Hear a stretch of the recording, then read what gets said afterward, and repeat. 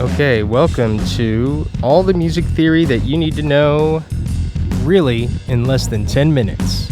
I'm going to tell you everything that you need to know in order to be a functional and literate musician in the world today.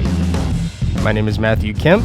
I am your professor here at YouTube University, and I went to music school, and whenever they started teaching theory, they taught us the circle of fifths, and they taught us key signatures and 5 lines, 4 spaces. They taught us how to read the grand staff, and all that stuff is really great to know, but it's not what you really need in order to be a literate musician and one who can communicate with other musicians about chords and writing and creating songs with other people, which is really what it's all about. You know, you want to be able to communicate with other musicians so that when you play with other musicians, you sound good and you don't, sound terrible, and hopefully find some success, which is another issue entirely. So, a couple things as a primer here. First thing you need to understand is that there are 7 letters in the alphabet for Western music theory. We're talking about Western music theory, which is music theory from Europe and the Americas.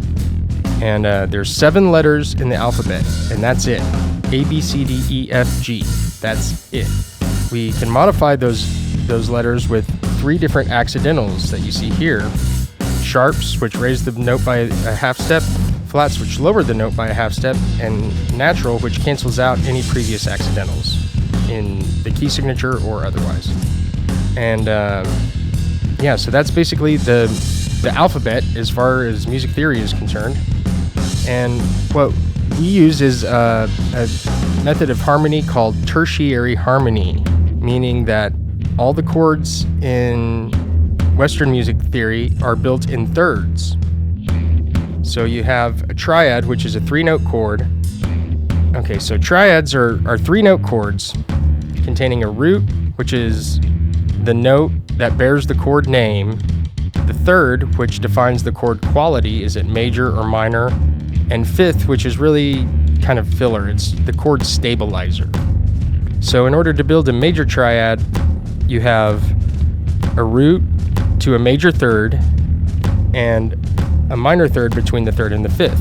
And the way you find your thirds is, right here at the top you see, you basically just skip a letter of the alphabet to go up in thirds. So A, C, E, G to B to D to F to A to C to E, these are all thirds.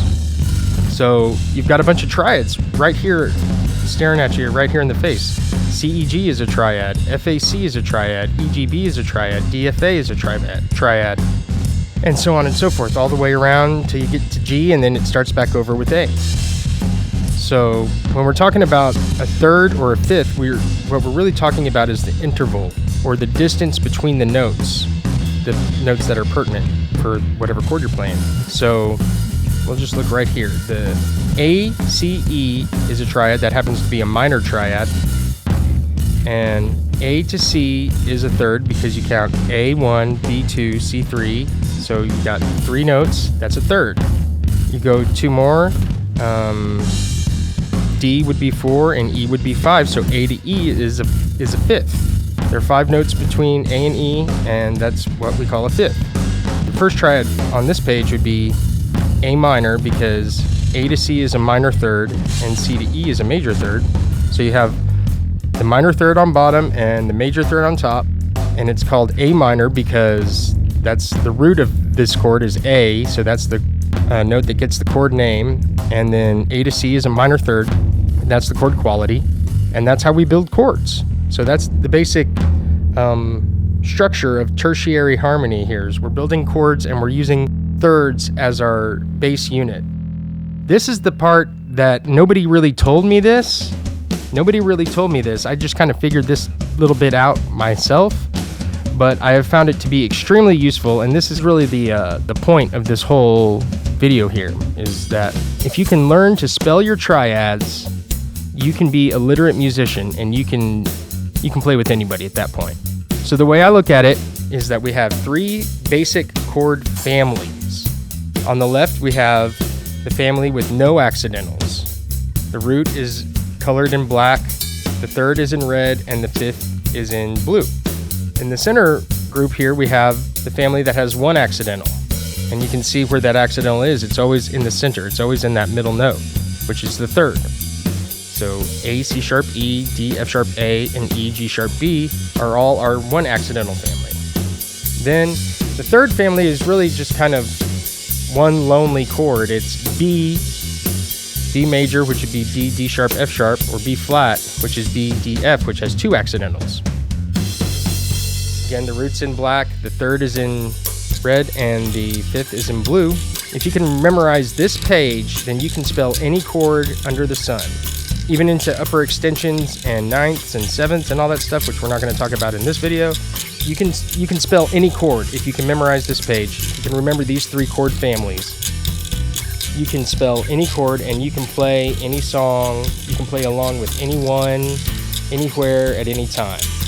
Because this is how music is built together. This is the structure of music. And once you understand how music is put together, all you really need to know at that point is where to find the different notes on whatever your instrument is. And then you're off to the races, and you're pretty much unstoppable at that point. So this is very important to understand if you want to be a gigging musician. If you want to be a literate musician, you need to be able to spell your chords. And this is how you do it. 3 chord families. And a little bit of extra learning, no extra charge, is that the way I have these chords laid out here, this is the 1, 4, and 5 chord, 1, 4, and 5 chord in the key of A and in the key of C. So if you don't know what that means, that'll be on another video maybe, or go watch Rick Beato. Big up to Rick Beato. I don't know as much music theory as that guy, but I would be interested to know what he thinks about my music theory shortcut here. And that's pretty much all you need to know. If you can memorize this page, if you can remember the 3 chord families, then you can play along with anyone. And you can figure out songs better, more accurately, and you're pretty much unstoppable at that point. So it just comes down to learning your instrument and being as good as you can get on your instrument. So I hope everybody found this helpful.